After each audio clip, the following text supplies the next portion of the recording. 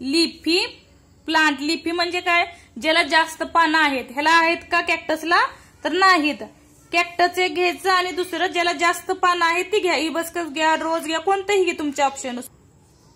आणि 2 प्लांट घेतली तर काय करायचं आहे, tie plastic bag loosely around the leaves of the plant and keep then the sunlight from early in the morning. बघा 2 कुंड्या घेतल्या पॉटेड प्लांटच्या. एकात काय लावायला सांगितले त्यांनी, कॅक्टस म्हणजे निवडुंगाचं झाड इथं दिलेलं आहे ते.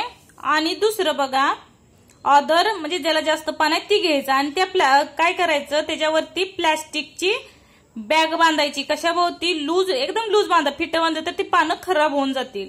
Around the leaves the plant keep them in sunlight from early. सकाळपासून अर्ली इन दी मॉर्निंग, सकाळी उठल्यावर ठेवायचं. कुठं, जिथं ऊन आहे, सकाळी ऊन पडतं आटला त्या उन्हाच्या टायमाला एका निवडुंगाचं झाड घ्यायचं, एक म्हणजे कॅक्टसचं, आणि दुसरं लिफी ज्याला जास्त पानं आहेत, हिबिस्कस, रोज असतील ते घ्यायचे. त्याच्या भोवती, त्या पानांच्या भोवती लूजली काय बांधायचं, कॅरी बॅग बांधायचं. आणि तुम्हाला काय ऑब्झर्व होतं ते ऑब्झर्वेशन लिहून काढायचं.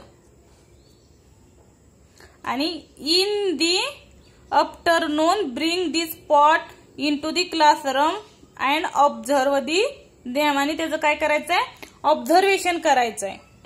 बघा अशा प्रकारे हे कॅक्टस आहे, ह्याच्या भोवती लूजली बांधा. आणि दुसरं आहे ती हिबिस्कस आहे, आणि हिबिस्कस भोवती असं अराउंड दी बॅग बांधा. आणि त्याचं निरीक्षण काय केल्यावर काय दिसेल, तर काय दिसतं बघा, हे जे प्लांट आहेत ह्याच्या भोवती जास्त ड्रॉपलेट्स निर्माण झालेले दिसून येतील. कशाच्या, जे लिफी प्लांट आहे त्याच्या, म्हणजे प्लॅस्टिकच्या बॅग भोवती. आणि जर कॅक्टसचं घेतलं तर कॅक्टसचं काय होईल, ऍज अ कमी प्रमाणात, स्मॉलर ऑफ दी ड्रॉपलेट, म्हणजे प्लॅस्टिकच्या भोवती छोटे छोटे ड्रॉपलेट कुठं तरी दिसून येतील. ट्राय करून बघा. बघा परत काय विचारलंय, has a same quantity of water collected in both bag. म्हणजे दोन्ही जर बॅग बघितल्या तर मी दाखवलं तर दोन्ही मध्ये काय वॉटर कलेक्टेड सारखं प्रमाणात होईल का, नाही. म्हणजे ज्याच्यात लिफी आहे, जास्त पानं आहे, त्यांचं काय होईल, जास्त प्रमाणात वॉटर ड्रॉपलेट आपल्याला जास्त दिसतील, ग्रेटर. आणि जर कॅक्टसचं घेतलं तर smaller than the of the water droplet, म्हणजे कमी प्रमाणात आपल्याला वॉटर ड्रॉपलेट झालेले दिसून येतील, तयार झालेले. नेक्स्ट आपला पॉइंट बघा, डेझर्ट मधला. Desert plants are either leafless. म्हणजे जर तुम्ही ह्याला बघत, ह्याला कुठं लीफ दिसतं का कॅक्टसला, नाही. लीफलेस और their leaves are like small needle और leaves have been modified into the thorn. म्हणजे त्यांच्या लीव्हचं कशात चेंजेस झालेले दिसून येतं आपल्याला, स्मॉल नीडल, त्याच्यावर काट्यासारखा जो भाग दिसतो, हे जे आहे त्याची पानांचं रूपांतर कशात झालेलं दिसून येतं, needles. Needles have been modified into thorn, म्हणजे काट्यामध्ये त्याचं रूपांतर झालेलं असतं. कशाचं, कॅक्टसच्या लीव्हचं. नेक्स्ट बघा, ऍज अ रिझल्ट काय रिझल्ट मिळतोय, they lose very little water by evaporation.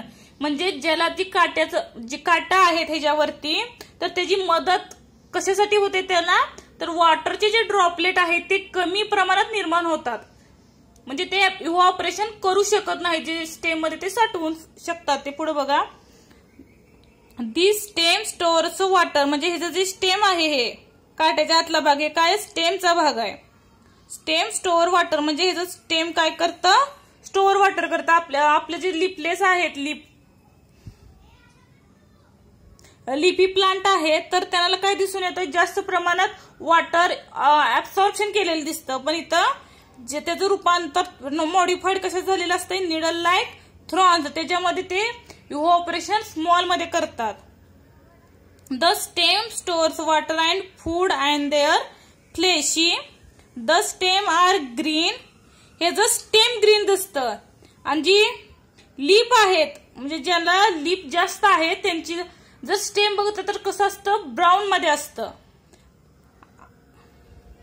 ह्याच्यात सगळं स्टोअर कोण करत असतं, वॉटर, तर स्टेम करत असतं.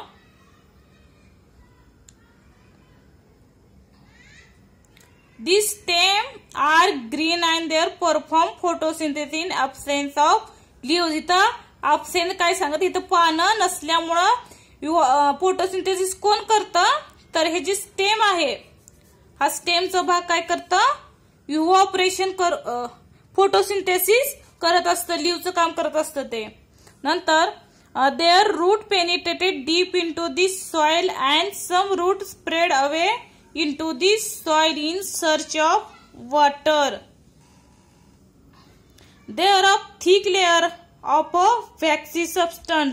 ह्याच्यावर जी स्टेमचा भाग आहे ह्याच्यावर सुद्धा काय सांगितलंय, थिक, मोठ्या प्रमाणात, जास्त प्रमाणात काय सांगितलंय, thick layer of waxy substance म्हणजे मेंचट भाग जास्त असतो कशावरती, स्टेमवरती, ऑफ दिस प्लांट टू.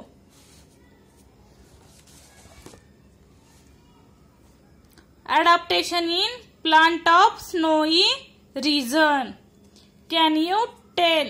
बघा काय विचारले, in what way are sloping branches useful to plant in a snowy region.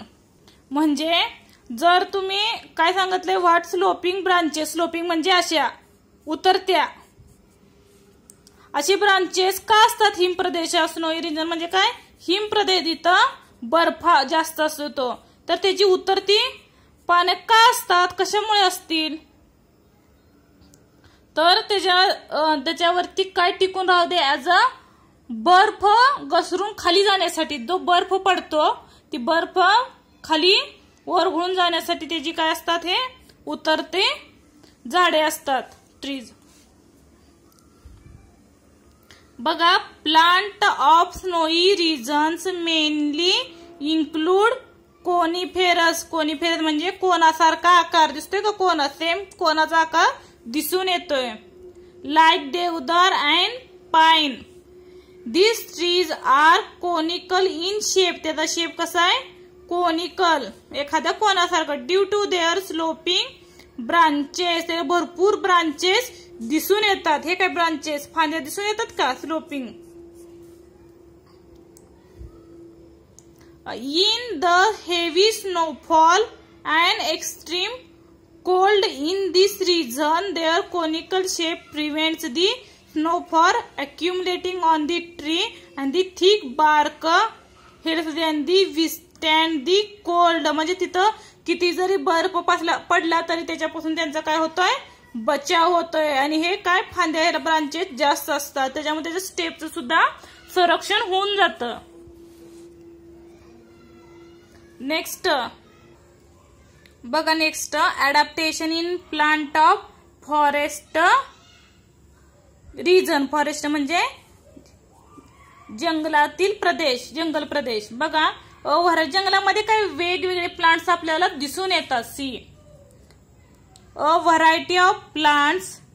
बघा, ह्यात कुठली व्हरायटी दिसून येते प्लांट मध्ये, trees, shrubs and herbs. Trees म्हणजे काय, मोठी झाडे, श्रब म्हणजे काय, झुडपे, आणि हर्ब्स म्हणजे रोपटी, छोटी छोटी रोप जी असतात त्यांना काय म्हणलं जातं, हर्ब्स म्हणलं जातं.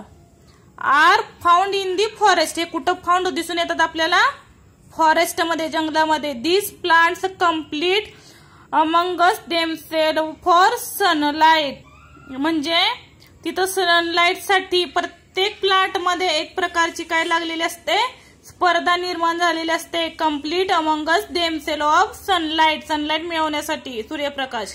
Hence trees grow tall to get sunlight and climbers and vines grow to great height with the support of trees. Spring light tendrils म्हणजे जे अशा भागामध्ये असतात बघा वेलीला, त्याला काय म्हणलं जातं, ट्रेंड्रिल्स. स्प्रिंग लाईक ट्रेंड्रिल्स वळत जातात, त्याला काय म्हणलं जातं, वळणाला ट्रेंड्रिल्स म्हणतात, spring like. On the stem of some climbers is an example of adaptation. ह्याच्यामध्ये प्रत्येकामध्ये ऍडॅप्टेशन झालेलं दिसून येतं, म्हणजे प्रत्येक त्याच्यानुसार ते त्याच्यानुसार झुकलेले दिसून येतात. कुठल्याही प्लांटवर जे व्हेन्स असतात ते वेनी जिकडे प्लांट आहे त्याच्यानुसार ते वळली जातात. नेक्स्ट बघा, adaptation in grassland plant. Grassland plant म्हणजे कसली, गवताळ प्रदेशातील झालेलं अडॅप्टेशन बघा. Diverse types of bushes and grasses म्हणजे काय, झुडपं वगैरे असतील, ग्रासेस आणि गवते ऑफ फाउंड इन ग्रासलँड मध्ये दिसून येतात. Fibrous root of grasses prevent soil erosion. त्याची गवतं कशी असतात, ग्रास, तर फायबरस रूट असतात, एकदम केसासारखी पत्तर फायबरस रूट असतात. कशाची, तर ग्रासेसची. Forest in the equatorial regions are dense. Animals in cold regions are very short. Animals like the rabbits are found in such grasses. ह्या ग्रास मध्ये कुठले अॅनिमल्स आपल्याला दिसून येतील, तर रॅबिट सारखे अॅनिमल्स तिथं फाउंड झालेले दिसून येतात. Vast meadows are found in hilly areas as well as plains. Vast meadows are found in hilly area म्हणजे जो डोंगर उताराचा पठारीचा भाग आहे आणि मैदानात ही काय आढळून येतात, प्लेन्स कुरणे आढळून दिसून येतात आलेली. Observe and discuss. Observe and note down the adaptation in the parts of plant like potatoes, groundnut, yam, water हॅन्सीड, aloe, acacia, carrot, onion, beet, bitter gourd, grapes, vines, etc. and other plants in your surrounding. Plant आहे त्यांच्यामध्ये ही plant कुठं कुठं आलेली दिसून येतात, म्हणजे त्याचे जे फ्रुट्स असतील, लिव्ज असतील, म्हणजे प्रत्येकाचं अडॅप्टेशन काय दिसून येते आपल्याला. जी काही तुमचं सराउंडिंग आहेत, अवतीभोवती कुठलेही प्लांट असतील तर त्यांच्यात